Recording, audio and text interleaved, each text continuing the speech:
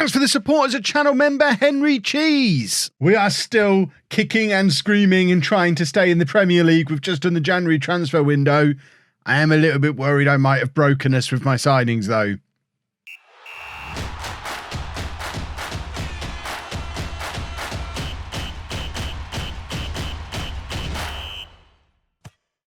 Hello and welcome to Club 3, part 18 of Non-League to Legend. I'm Kevin. Coming up on today's episode, we have two very important games in the Premier League. We're at home against Huddersfield, local rivals Huddersfield, and away against Newcastle. Huddersfield, not only local rivals, but not that far above us in the league as well, and it's at home. It kind of has become a must-win game. Newcastle up there fighting for European qualification at the top of the table. So that one's probably going to be a defeat. But as you can see, we are sat there at the end of the transfer window in January, 2nd of February.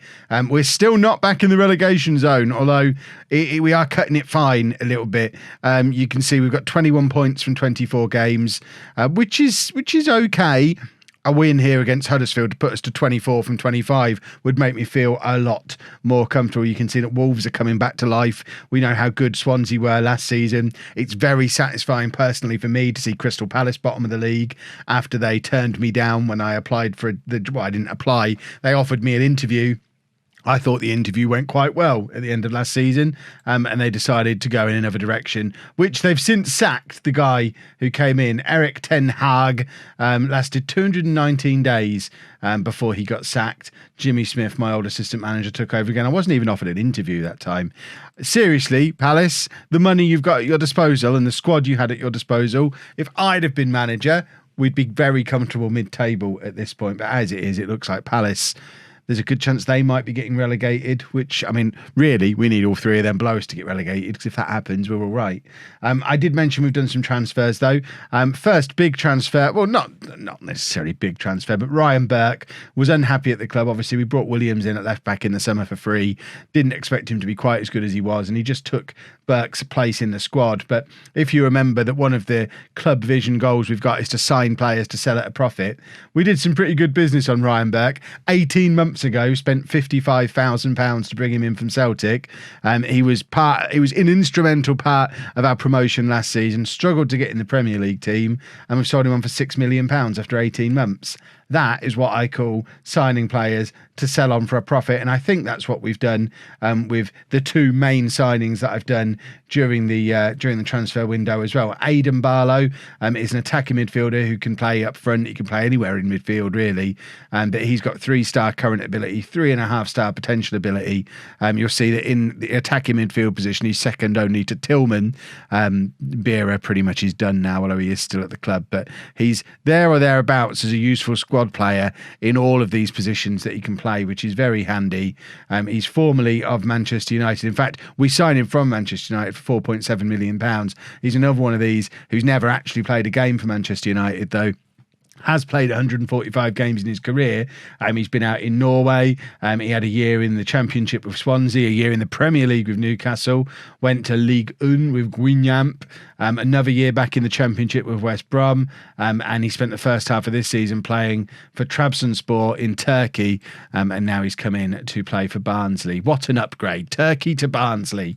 So he comes in aged 24, so another one that we can potentially sell on for a profit. And then I did mention I was after a Premier League striker who could come in and kind of replace Brivio to let us send him out on loan. It hasn't quite worked that way because Brivio's now picked up an injury and he's going to be out for a couple of months, so we weren't able to send him out. But we did do the first part of the plan, which was bring in a Premier League calibre striker. Sam Surridge came in from Watford, formerly of Bournemouth, went to play for DC United in America for a few years, came back to Watford.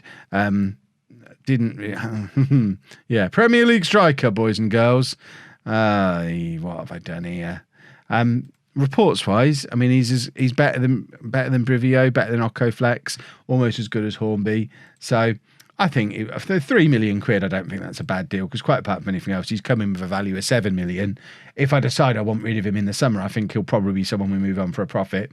And then my director of football brought in a couple of youngsters, or head of youth development, one of the two. So Adam Thompson comes in from Sunderland for 115,000. I think we had someone go the other way. Oh no, Charlie McCann ended up going to Coventry. So He was similar sort of potential ability to that lad we've just brought in, but he didn't want to sign a contract extension. His contract was up in the summer. So another one we've sold on for a profit, not quite to the extent of Burke. Brought him in for 43,000, sold on for 175,000, having not played for us at all. And then lastly, Steve Miles comes in from AFC Telford. You don't get a lot of this in Football Manager. Coming in from non-league and has the potential to at the least be a championship striker in the future, which, again, traditionally for Barnsley, if Steve Miles ends up being a championship striker and actually playing for us in the championship, that's not too bad. Hopefully, though, we're not going to fall back to the championship. But a lot of that depends on how we get on today against Huddersfield. Like I say, must win. And like I also say, I think I may have broken the squad again, unbalancing it slightly, because our form has been very rough in January. We can see we had a couple of big wins at the end of December, including a massive win against Tottenham, but we've not actually won a game at all in January. We did play some difficult games, a thumping at Man City, a thumping at Arsenal, very disappointing FA Cup exit to Brentford after 2 draws and a penalty shootout. But the one that was really disappointing was only drawing with Sheffield United, and you can see in that game we did play Surridge, we did play... we played Maggior, did we play the other? Barlow's in there as well, and it just didn't really work with those players in the team. It's also a little bit troubling that Jacob Brown, who was our saviour earlier in the year, his form has taken an absolute nosedive, so he's actually going to be dropping out of the team today as I try and figure out a combination of players that can get past Huddersfield, and I think this is the one. We've got Hilson in goal, a back four of Williams, Stevens, Diaby and T'other Williams, Moa and Rinamata in midfield, and then Occo Flex, Tillman and Chong behind Hornby up front. You can see we've got the 2 new boys down there on the bench, plus the Browns if they need to come on.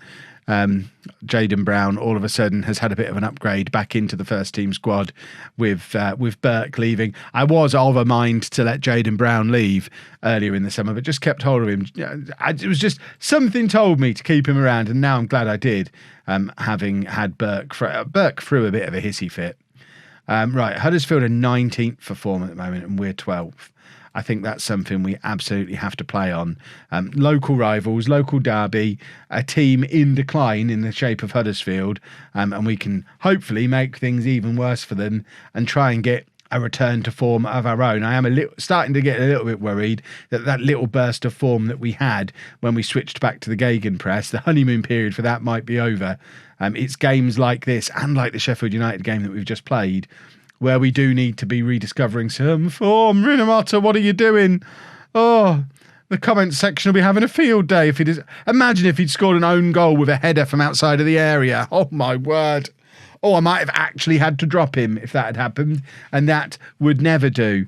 On the topic of form, I am hoping, though, that it's actually not that our form is collapsing. It's just that we did have a very difficult January. Sheffield United aside, maybe, although Sheffield United are not doing too badly. They are below Huddersfield in the league. I've also said I expect to beat, but well, not expect to beat, hope to beat. If we're going to stay up, home games against Huddersfield in poor form are the sort of games we have to be winning. So it's not that I'm expecting a win today, but I think for us to maintain hopes of staying in this division, that was a crunching tackle, then this is the kind of game we do need to be grinding out a result in.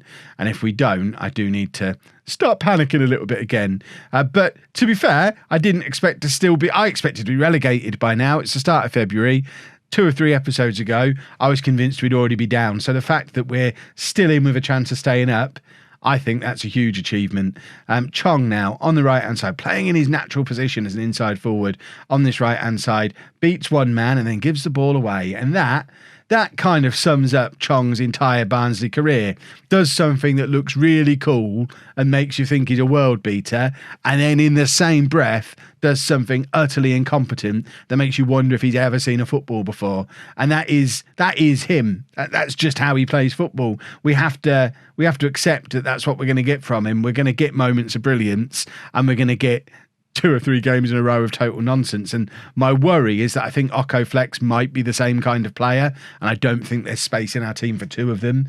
And they're 2 of our most expensive signings in history, 2 of our highest earning players. And I've been talking about it for over a year now, but I think if anyone wants to make an offer for Chong, He is tentatively up for sale if we can move him on for a profit, but he's too good to like stick on the transfer list and take a loss on, because he is a decent player. He's a very good player on his day, but he's just not consistent enough. Williams now plays it into Rinomhota, who's got Mowat alongside him. Mowat back to Rinomhota again, and Mowat once more plays it to Williams. Williams has got space to run into here and has a shot, and it's straight. I mean, it is straight at the Huddersfield keeper, but it was nice to see him trying something fancy, trying to get himself a little goal there. He did score a goal very similar to that earlier on in the season, just as we were starting to come back to life and starting to string together a couple of wins. Williams, along with Brown, was one of the ones who came into the team at that point, and he scored an excellent goal, very much like that, around that point. Is that goal been given? I didn't even stop my conversation because I was so convinced Okoflex must be offside. I'm also really frustrated that he's not just got out of the way, because Hornby's beaten the keeper there with the header, and that there is no reason for Okoflex to touch the ball. And if he doesn't, it's Hornby's goal. I almost think don't give it as the offside, because the fact that he had a little touch was irrelevant. It was going in anyway. But obviously that's not how it works. Right, let's assertively say we've been the better team here. Keep doing what you're doing. We will be fine. We are playing well, but as ever, just struggling to make a breakthrough. Mowat with the in-swinging free kick, and there's a header just over. I think that was from Diaby, who is having a nice little run back in the team. Oh, by the way, the other piece of news, Dale Fry, who we bought in the summer, he's another one who threw a hissy fit. So he's gone out on loan, and I think I'm done with him. Okoflex is injured. A potential arm injury. I think that's the point to get Brown back on. Brown sat out for a little while. There you go. Now get back on the pitch. And because on his day, when he's playing well, Jacob Brown always feels like my biggest goal threat. If anyone's going to find a goal from somewhere, it's usually him. But his form's just been terrible during that run of terrible form for the team. But like I said, it could just be that he's not that good. He's not going to score goals against Manchester City and Arsenal, but he might score against Huddersfield, and fingers crossed that's exactly what he'll do today. Chong, nice little turn from Chong. If he can find a red shirt, this is hugely positive. He does. Brown with the shot, and it's I was going to say straight at the keeper. It wasn't straight at the keeper. That would be unfair. The keeper had to make a decent save, but I think it is. I think it's actually time for a double substitution and the two new boys to come on, because Tillman and Hornby both having pretty poor games. So is Rinomhota, but I'm pretending that's not happening. So Barlow's going to come on in the attacking midfield position, and we're also going to bring on Surridge to play as... I might even keep him as the complete forward. No, we'll switch him to an advanced forward. Bring him on for Hornby. I know it's not like me to make all my substitutions this early, but we are trying to find a win. Trying to find a goal, so we need to make changes to the attack, but Huddersfield are in here, and that's the difference when you have an individual player of that kind of quality on his debut as well. Why wasn't I aware Alex Oxlade-Chamberlain was available? I'd have had a piece of that, because he can do this. I don't want to see it. That's annoying. Right, we need to go attack him. We tried to get creative. Now it's time to show some passion. 10 minutes of it specifically, because a defeat here is a very troubling result. Let's demand more. Huddersfield are in terrible form, and our form is starting to look even worse than theirs. The only thing we've got going in our favour is that we still have these three fairly pathetic teams behind us, but all that needs to happen is one of them get a new manager who turns things around, and they start to charge up the league, and we're the team that they're going to be charging past. Surridge is in though, and it's a first goal for Barnsley for Sam Surridge, and it's 1-1 in the 91st minute. That's how you make yourself a hero at your new club. You score a last minute equaliser in a local derby. It's a lovely ball over the top from Mowat, and we just had a Barnsley striker in a one-on-one situation score a goal. I think the game's broken.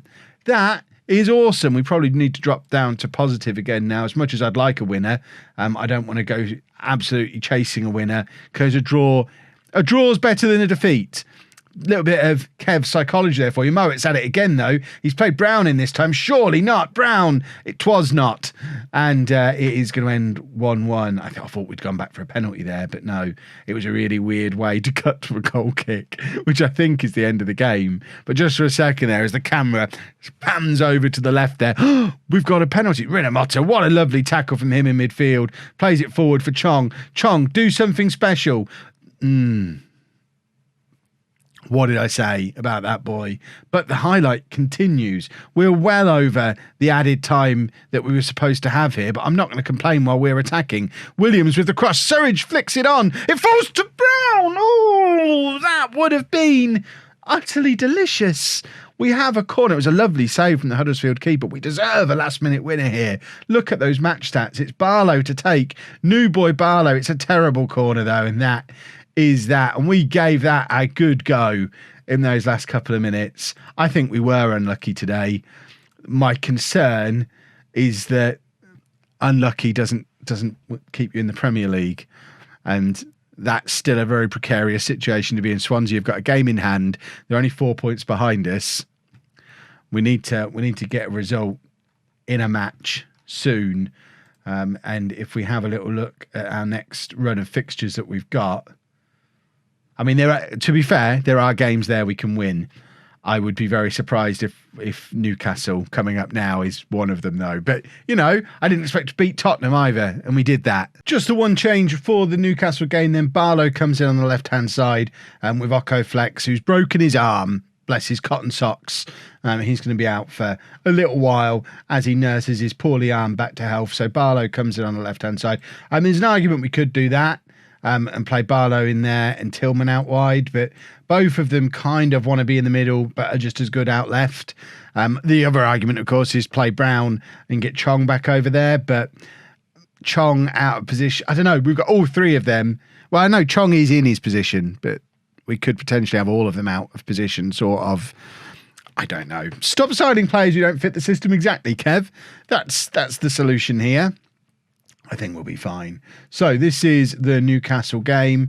Good luck, we're going to need it. What a motivational team talk that is. What we actually want to do is get revenge for the last time we played. And let's not worry about the fact that this isn't your Newcastle that you might be used to from reality. This is a Newcastle who are, they're one of the big six. It's a Newcastle who are 7 points better than Liverpool after 25 games of the season.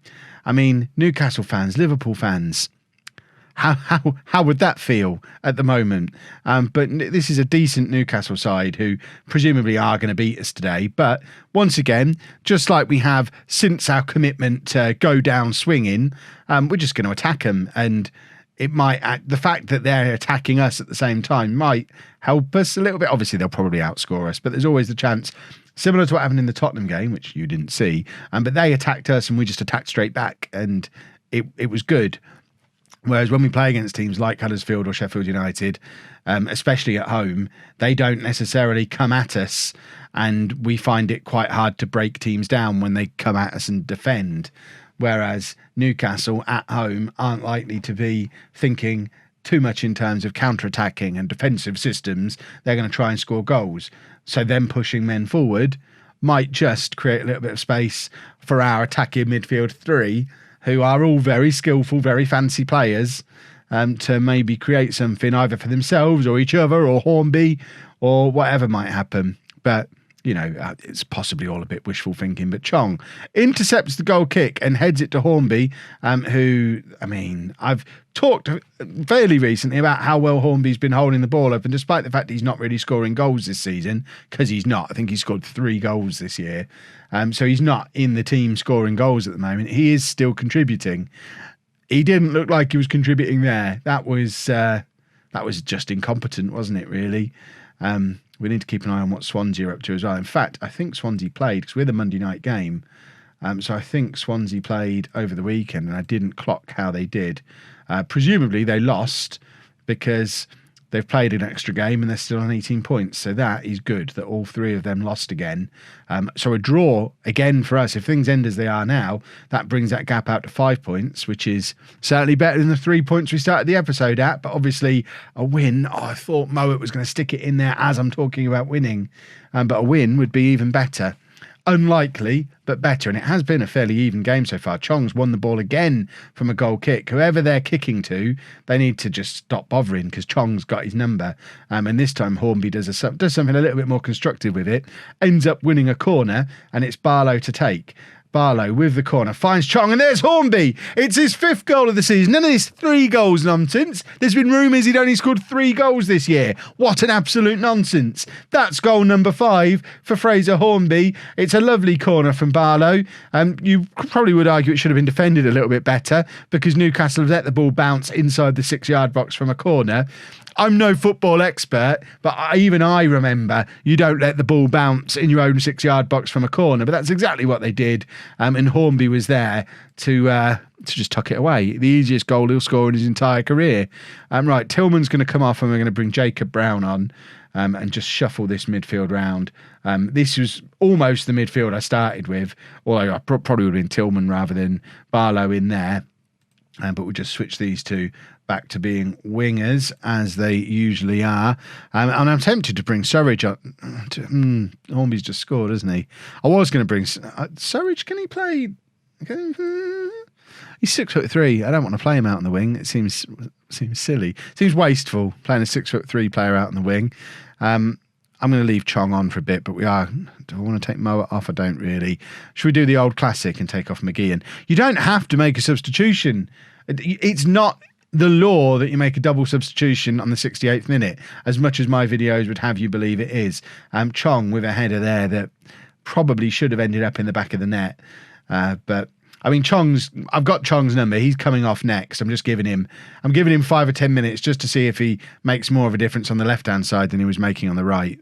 If he doesn't, we've got Beera who can come on, and then we can maybe stick Barlow back out wide, or potentially we could bring McGeehan on and drop a midfielder back and go to that 4-3-3 that we rarely use. But I think if there is ever a situation to use it, if we're still 1-0 up with 10 minutes to go in this game against Newcastle, that's probably the time to do it, although they're in here, so we're not going to be 1-0 up with 10 minutes to go. Maybe we should have done it at 20 minutes to go, but I still maintain, as I've said many times before, we can't defend for 20 minutes solid like that. It ain't going to happen. So they're scoring whether we change the system or not. The fact that we've not changed the system means at least we've got a chance to go and score again ourselves. Chong is getting even worse. I said I had his number. He is coming off now. We're going to bring on Beera. We're going to stick Barlow back out wide where he was before, playing as the inside forward. Beera comes back in to play as the attacking midfielder. And now we're going to ask for a little bit of creativity for the final 10 minutes. That's inspired them. An inspirational shout from the touchline. Like I said before, a draw is still a good result. A win would be an excellent result. And if we can find a way to grab a win, that would be lovely. Although it's Newcastle attacking in the final minute and Hilson makes the save. It's not the final minute. There's 6 minutes of added time here. What's all this? Let's show some passion now. We've got 6 passionate minutes ahead of us. Williams plays it forward, looking for Hornby to chase. Hornby is one-on-one with the goalkeeper. There were 4 Newcastle players charging him down from either side, but still one-on-one with the keeper. For goodness sake, at least force him to make a save. He didn't, and it's ended 1-1. I think if you'd have offered me 2 draws at the start of the episode, I would have reluctantly taken it. I would have preferred beating Huddersfield and losing against Newcastle, but if we're going to start putting together an unbeaten run, I can live with that. That's 3 games unbeaten now. And then we go into a run of 5 games really there where, what do we reckon? How many points are we on? Let's set a points target for before next episode. So we're on 23 points from 26 games. So 12 games remaining. We'll come back for the Liverpool and Swansea games. Actually, no, we'll do Swansea and Palace because they're both in the relegation battle. So for these next 6 games, I'm thinking draw. No, they thumped us earlier, didn't they? Draw. Okay, I'm actually looking at this thing. If we can get 8 points maybe from these 6 games, I'm thinking maybe West Brom are a team we can beat because we thumped them earlier in the season. 8 points from those next 6. So if we can come back for the Swansea and Chelsea and Crystal Palace games on 31 points with what will be 6 games to go at that point, then get some results against them and we could be safe next episode, or we could be well and truly in a relegation battle. hopefully we'll be safe. If you've enjoyed that, please make sure you leave a nice big thumbs up on there for me. Subscribe to the channel for daily Football Manager videos. And thank you very much for watching.